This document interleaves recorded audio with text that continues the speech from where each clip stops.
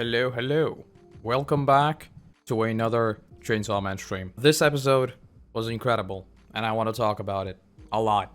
I've got a lot of thoughts on this episode. I've got a lot of thoughts.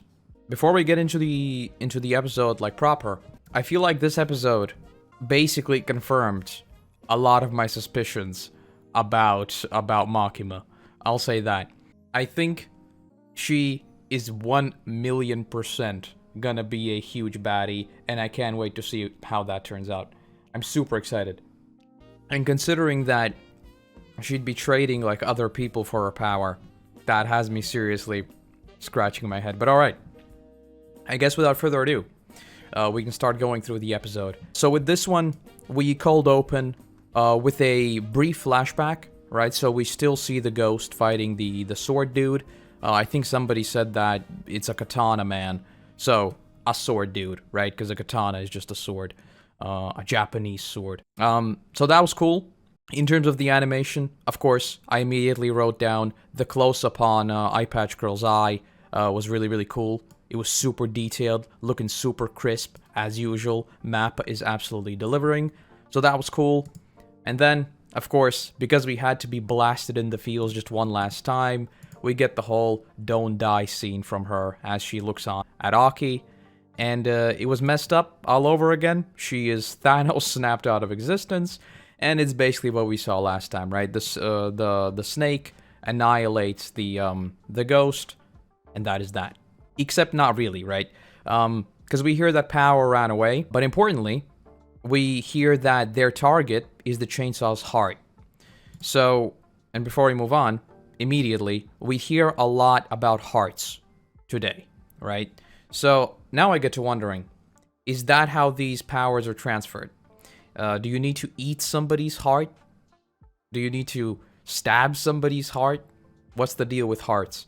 Because they specifically talked about the heart multiple times, right?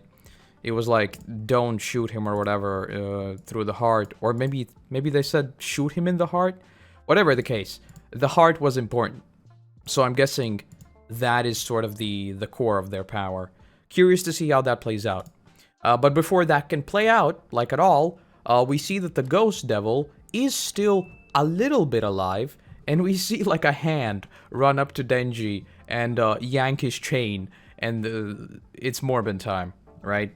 And right away, they basically jump into a battle. In terms of the animation, as usual, the animation here was absolutely incredible. Seeing them just throw down and like, Mappa is at this point famous for it.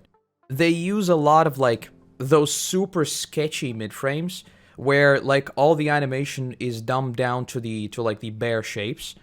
Just for like a couple of mid-frames throughout the fight. I love that style. I know like Mob Psycho also does that a bunch. And I know that One Piece, at least some episodes, utilize a similar style.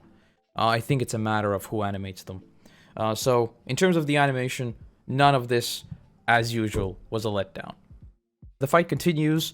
Denji just straight up goes feral. Dude's screaming like a mad lad, and is just like... He basically goes feral, right? There's no two ways about it. And that is when we go into the intro. In terms of an opening for an episode, I mean, I think that's as strong as you get. Coming straight off of the death of the Eye Patch Girl, and then just jumping headfirst into this fight. Brilliant. I loved it. I loved it. Coming out of the intro, the fight obviously continues, but right away, something I noted down is that the Snake Girl, I think she just had like a little bit of blood under her nails, which sort of makes me wonder, is that all she needs to use that sort of power? Because that seems insane. If, like, Eye Patch Girl literally gave up her entire body and the Snake Devil just swallowed it whole in, like, a split second. It was... what?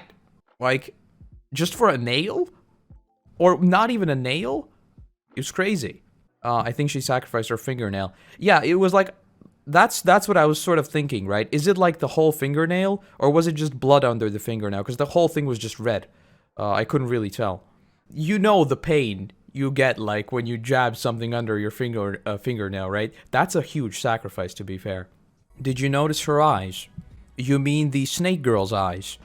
Not really. I talked about it last time, that it looks like she has a slit pupil, so like a cat eye. But I guess that's also supposed to be a snake eye, I guess. So if that's a snake eye, then yeah. She does have abnormal eyes, we talked about that last week as well. But it's not something super messed up like Makima's, right? Have you read the manga? No, I have not, and I do not plan to. The anime is too good. It is too good for me to ever pick up a black and white manga. I'm sorry. I'm gonna be blunt. Himeno sacrificed herself for that and she loses just a fingernail. Her pact is crazy unbalanced. Yeah, we'll talk about this plenty more with Makima's power, because that also has me scratching my head. You know me, I love myself a good magic system, right? So the fact that trading a fingernail can annihilate somebody trading their entire body, I want to know the mechanics behind that. If we, like, go back to the people fear it more way of power scaling, right? Then probably, yeah, people do tend to fear snakes a lot more than ghosts, because, I mean, most people don't believe in ghosts, right? So, that makes sense. If it's this big of a discrepancy, then I can't even imagine what it's going to be like a darkness devil or something like that.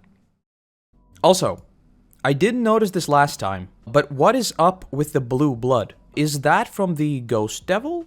Because I didn't notice it last time, but now the sword dude is covered in like blue blood. And from what the scenes we saw before, I guess that is supposed to be the blood of the ghost devil? Something like that? So if the devils have blue blood, maybe that's something, or is it just to look cool? Because it obviously sets up like a very distinct contrast of colors. I think it's just from the ghost devil, and I'm just reading too much into it. I'm not sure she's dead. Well, I guess it depends, because technically we did, like technically speaking, right? The ghost devil was still moving and still acting with some sort of power, right? So, could she still be somewhere? I don't know. The shot of Denji just kneeing the sword dude was absolutely incredible. And then the shot from like below, they had so many great shots in this fight. The choreography in this one. Not the choreography was great too, but the cinematography in this one was so good. Like, we see so many dynamic shots, like going from below, then we focus on Denji, and the close-ups on Denji this time around were perfect. You might remember that I said that he looks bizarrely lit, like he looks too bright. In these scenes, it was perfect, I think. I don't know what the difference, what they did differently, but it looks great. And also, you might remember that I was raving about super weighty fights last time, right? With Aki and thrusting the sword. I said that looks 100% mocaps. This is, I guess, the far end of that, where it's your typical anime fight. Everybody jumps 15 feet, because why not? And I use feet because it's a better way of emphasizing something. I don't even know how much 15 feet is. How much is 15 feet? I think a foot is 30 centimeters. So it's like 4.5 meters. No, wait, that's not even that high. I think they jump a bunch higher. Actually, no, 4.5 meters is quite a lot. Whatever the case, they jump very high and they fly around, and it's glorious.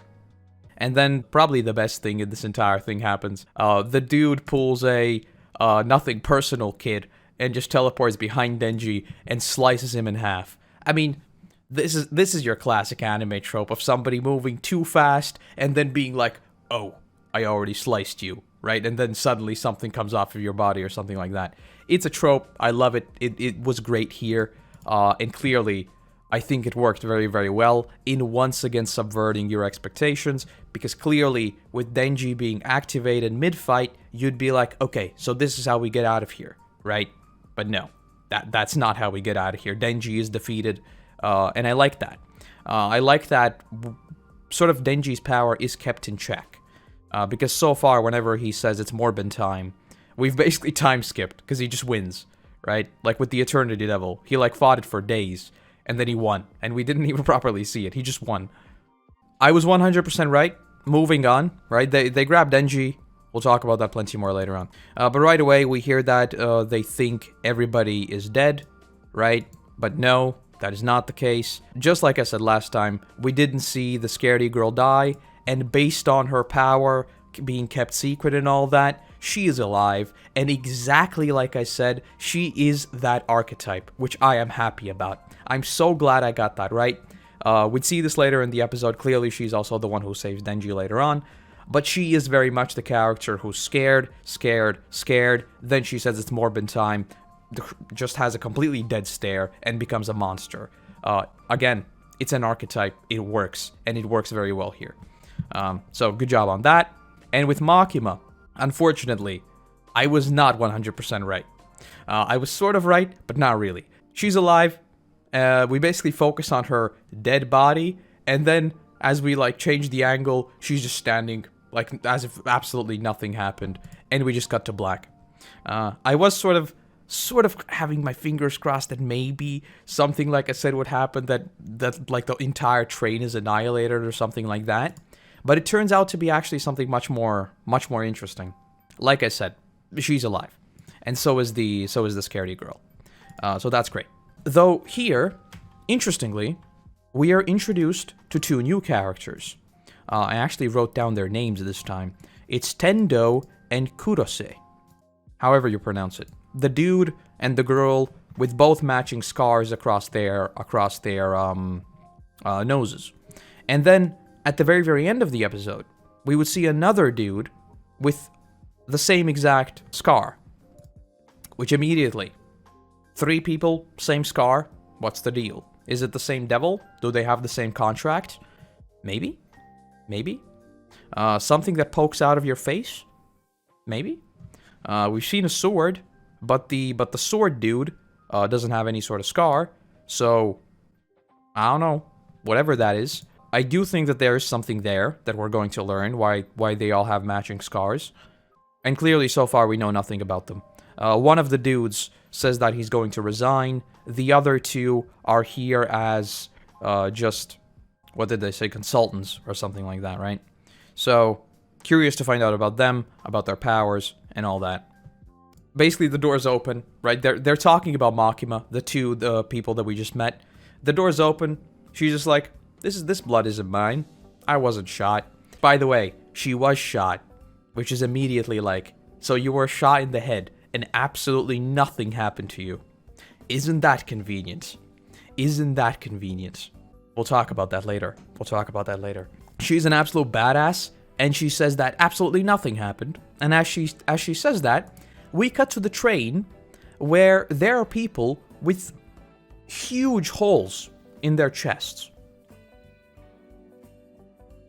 So, rip. It is a little bit different from her power we see later in the episode, which makes me wonder. Here, I immediately wrote down, hold on, they have their hearts ripped out. Coincidence? I think not, right? Because we just talked about Denji's heart. So here, I think she has 2 powers. I think one of them is ripping out like your heart, however that happens, and the other one is her hand thing, which we'll talk about later. I have lots of thoughts on that. I want to talk about that. So, if she does have multiple powers, I wonder how that works. And I wonder whether she has contracts, or whether there's something more to it, like we've talked about before. Maybe she is a devil. Maybe she is a half-devil. Maybe, I don't know. Clearly, MAKIMA'S sus, and this just proves that.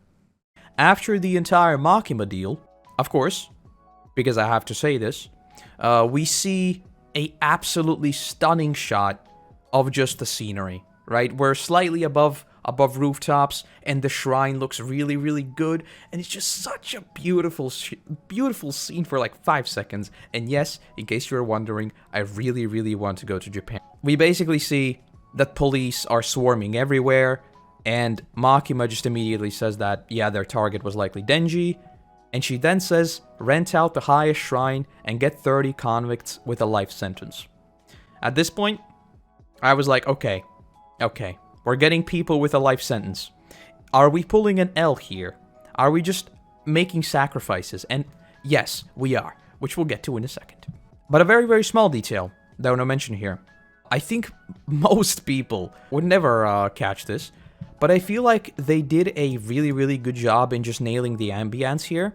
when we see like the whole shot of like the city skies and all that, if you pay attention to the background, you can hear like birds chirping, you can hear crickets, you can hear like people talking. It just feels really, really good. And I feel like most people just wouldn't pay attention to that, but I find it really, really cool. So the ambience here, whoever's responsible for that, good job, good job. This could have been a 100% silent scene, but it wasn't, and I love that.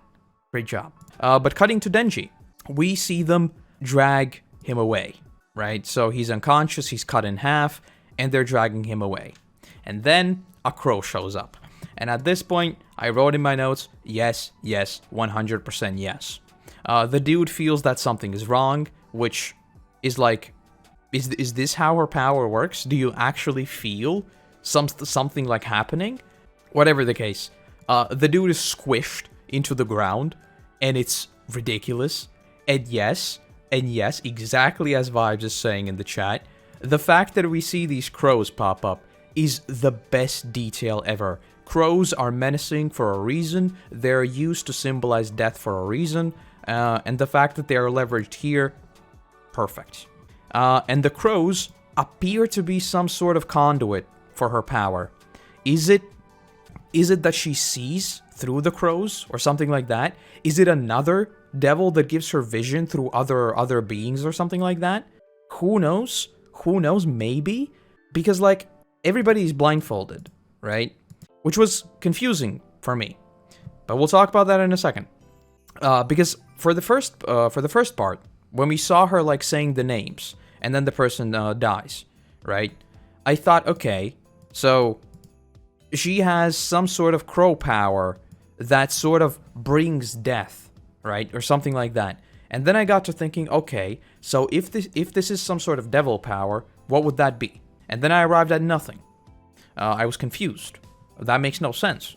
People are not generally afraid of crows. So then I thought, okay, it might be a fear of like blindness, of darkness. I don't know. Because the explanation we get is that nobody is allowed to like see her power. But all she does is just swoop her hands around. So at this point, the only thing I can sort of think about, is it like a fear of being bound up, a fear of being restricted, a fear of having no control, some kind of if you're like tied up and you don't know what's happening, is that what you fear and that's sort of her devil? Or is it some kind of puppet devil because she literally molds people? I don't know. Her power is ridiculous, and again, I think this is a second power. I don't think this is the same power she used with the hole in the chest. Maybe it is, because here she's sacrificing whole people, which is also something we've never seen before, which is another thing I want to talk about, right? Because so far, whenever you make a contract, you sacrifice yourself. You don't just sacrifice people in front of you, which is very, very fishy, which is like, okay, you are making the rules now. Usually the devils are the ones that make the rules. So, Makima, why you so sus? But yeah. She trades away all the people, and all the dudes are squished. I don't know what that is. And the fact that she also has this power across what looks to be a very, very large distance makes it even scarier. Obviously, they were talking about, like, that they wouldn't make it in time if they went after Denji and whatnot. I don't know how far they actually are, but just based on the whole crows aspect, I assume it's pretty far away. Whatever this is, I'm pretty sure that, like, the blindfolds and them being tied up has something to do with it. It could just be because they're prisoners, but I don't know. It feels sus. It feels very, very sus. And clearly, all of them are bound up and likely fearing for their lives. So, I don't think it's something like a fear of death or something like that. I don't know. I have a lot of thoughts on this. MAKIMA'S sus. Oh! Okay, yeah. This is what I was wondering. Tokyo and Kyoto. That's very far away. That's very far away. My current line of thinking is that, because obviously it's super on the nose if it's something like a puppet devil, right, where she can control people, because so far she's clearly the puppet master, right? But that makes no sense in terms of like the magic system that's been set up so far. So that's sort of why I try to think of it like, is it a fear of not having some sort of free will, a fear of not having control, a fear of not having some sort of sight, a fear of not seeing anything, a fear of not understanding what's going on, something along those lines. I feel like it's something like that. If she has multiple powers, then clearly none of this matters, because we don't know anything, right? If she has like 5 powers, or if worse yet, she herself is the power, or something ridiculous like that, then all of this goes out of the window because none of that has been introduced yet, and we don't know anything. So, yes. We've seen a fish devil be powered up by Gunda devil pieces, so maybe the devil Makima's contracted with has been powered in some way? Could be that. Could be that. Honestly, at this point, I don't know if this is just like me making completely stupid guesses. I would not be surprised in the least if at the end of the day, we like find out that Makima is the gun devil, and that's how she stayed in power, right? Because she keeps... she basically set up a perfect loop. She feeds the people that are technically chasing her, she makes them scared, and so she becomes more powerful, and then she just continuously kills everybody that gets involved. And so we go in this circle and circle and circle, and Makima just becomes more and more powerful. I would not be surprised in the least, because yes, she is a puppet master, and she 1,000,000% controls this entire thing, and nobody has even the tiniest bit of an idea of what she's up to. I would not be surprised at all. Where do you think we go from here? I've got no idea. Makima is too unpredictable. Exactly as I expected, the Scaredy Girl is alive, and I wrote in my notes, low-key JoJo moment, because we get a flashback, right, where she is not dead. It is very much a JoJo moment, where you think a character is dead, but then it's like, no, I did this, and she JoJo poses a little bit. And yes, she's alive. So that's great. That archetype, I think it works well. I like the archetype. I think it's perfectly fine. I called it. I'm happy about that. I do feel like it was a relatively easy prediction, though. The fact that she just uses a casual, like, butcher's knife is also very menacing. I'm curious to see what her power actually is, because I don't really think we saw it, really, right? She just appears to be a very, very fast fighter, so... she's probably not, like, 100% human, right? There has to be something more to it. I don't know. Kaveni hater has been real quiet since the last episode. I mean, I find it sort of bizarre. Is it just... this is something that I'm sort of curious about, right? I think we talked about this a couple of weeks ago.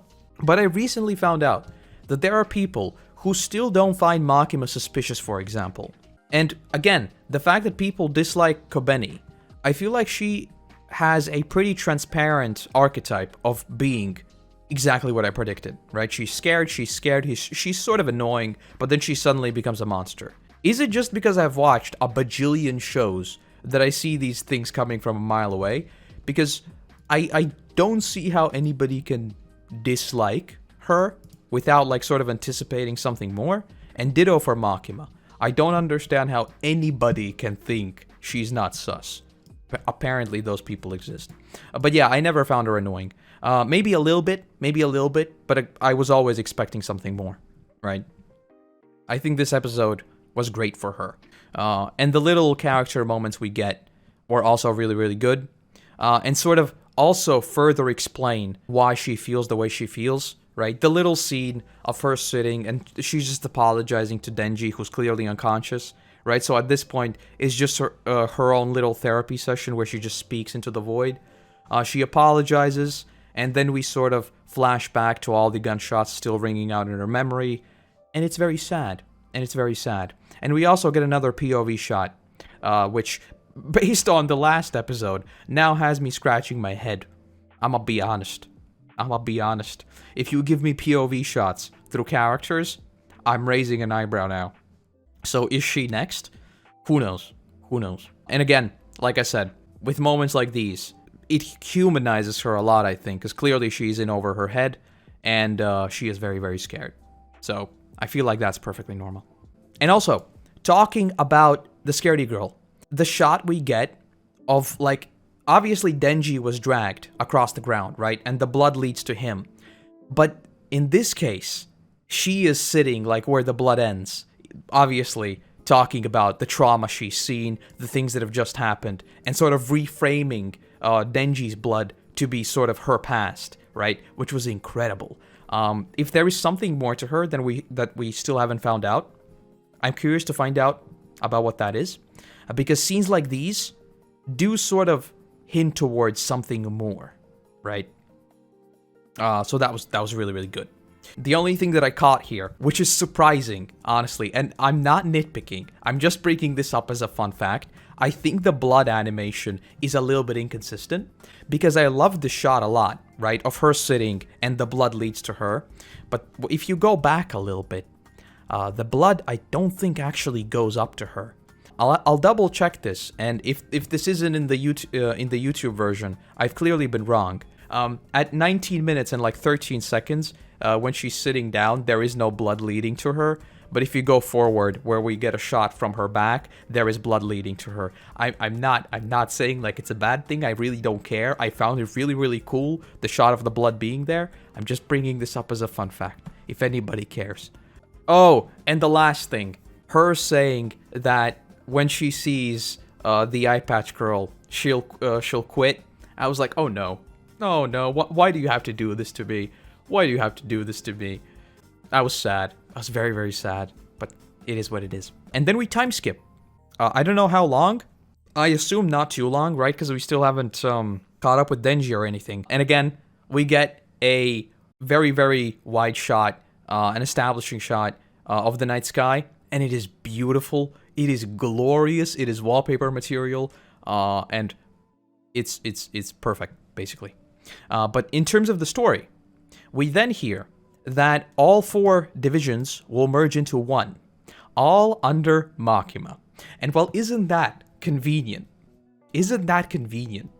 If somebody, you know, a nameless person, were to set this whole thing up because they wanted to grab even more control and pull even more strings, well, wouldn't that be very convenient? Especially if you could set this whole thing up so as that you yourself are technically assassinated as well, but you just so happen to be powerful enough to live through it, right?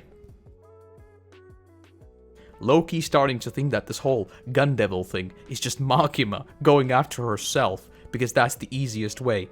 I think it is something like influence, control, status, authority, something like that. That's her contract. And again, this is the 3rd dude with the same scar. So I don't know what that's about. Maybe it's the same devil contract. Whatever the case, he quits, right? He says that things are getting dicey, and whatever is going on, he just doesn't want to be involved. And he's also covered in blood, so that's probably not a good sign too. And generally, things are apparently going very, very bad. And the 2 others, they too butt into the conversation and say that we're only consultants, we'll leave soon. And Makima, being as menacing as ever, casually says, yeah, it's a shame. There are so many great restaurants here. How does anybody trust her? I would literally move to the next city if I met someone like Makima. I'm not gonna lie. Makima is one of those people who will assassinate you because you bought her favorite product at the store and they ran out because of you. You know when you like walk up to the aisle and there's only 1 box of cookies left and you buy it and then the next person wanted them? If that was Makima, you'd be dead. You would never be found. Never. At all. It's ridiculous. Makima is the sussest character in all of anime at this point, and it's not even close. Let's talk about the ending.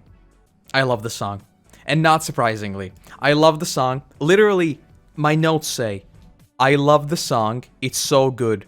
Oh, it's Aimer. Of course I love it. I've literally loved every single opening and anime ending that Aimer has ever done. From Demon Slayer to Vinland Saga. Every single one.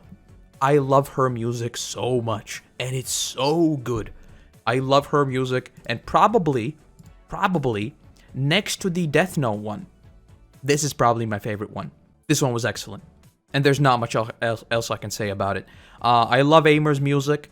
All of her music generally has the same vibe, if that makes sense. Obviously, songs from the same artist tend to be, at least to some extent, similar. And I feel like I like her vibe a lot. So, big W there. Big W. In terms of the visuals, they're sort of less experimental and more abstract, if that makes sense. We sort of just see, like, blood circling and then, like, whatever the word is. It basically, like, just balloons up and then it explodes everywhere. But my favorite shot in this entire thing is just the hand reaching out. Because of course it is. Of course it is. The rest of it was decent.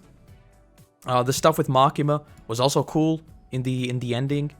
But yeah, generally, a really, really good song. Up there with my favorites.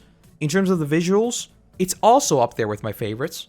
But it's sort of simplistic compared to the others, I think. Which I think I dig it because of that, right? The only thing I found sort of bizarre, and I think that is supposed to be how it feels like, is when we see the ghost girl walking away and, like, her hands disappear, and then her shirt just flaps around. It's obviously supposed to be sort of scary, right, as she slowly disappears. But I don't know why that scene just catches me off guard every time I see it. I mean, it's what it's supposed to do, I guess, so. But yeah, a great episode, a brilliant ending, and all around, Chainsaw Man just keeps on delivering, and I could not be happier. Alright, that said, thank you for joining me. I'll be back on Sunday with a new One Piece chapter, and I'll be back next Wednesday with a new Chainsaw Man episode. And maybe sometime, I kind of want to stream on Friday. I want to do another stream on Friday with the Walking Dead stuff. I'm not 100% sure on that, because I might not be home. But whatever. Thank you for joining me today, and I'll see you whenever I see you. Have a good one. Bye-bye.